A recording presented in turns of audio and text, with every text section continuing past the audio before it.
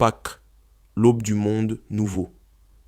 Le jardin sentait encore la rosée du matin, quand Marie-Madeleine s'approcha du tombeau, les mains tremblantes, un mélange de myrrhe et de chagrin dans un vase de pierre. Elle avait tout perdu, croyait-elle. 3 jours plus tôt, l'homme qu'elle avait suivi, celui qui lui avait rendu sa dignité, était mort sur une croix, abandonné de tous. Le ciel lui-même avait pleuré ce vendredi maudit.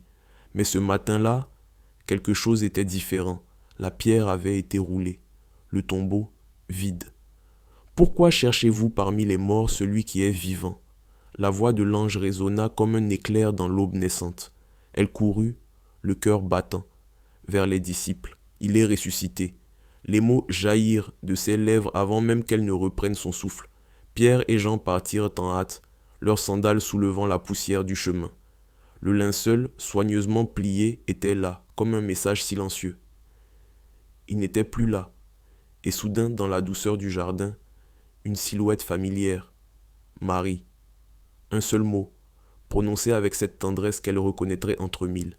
Elle se retourna, les larmes inondant son visage. Ce n'était pas un fantôme, ni une illusion, c'était lui, vivant. Aujourd'hui, Pâques, les cloches, muettes depuis 3 jours, explosent de joie dans le ciel bleu. Les enfants courent dans les zones, dans l'herbe fraîche, cherchant les œufs multicolores cachés sous les buissons. Les familles se rassemblent autour des tables, partageant l'agneau pascal, le pain doré, le vin qui pétille comme la vie revenue. Mais au-delà des rires et des chocolats, il y a ce matin-là, ce moment où le monde a basculé, où la mort a été avalée par la vie, où chaque larme a été promise à un sourire. Pâques, c'est l'histoire d'un tombeau vide qui remplit nos cœurs d'espérance. C'est l'aube après la longue nuit, c'est le printemps après l'hiver, c'est l'amour plus fort que tout.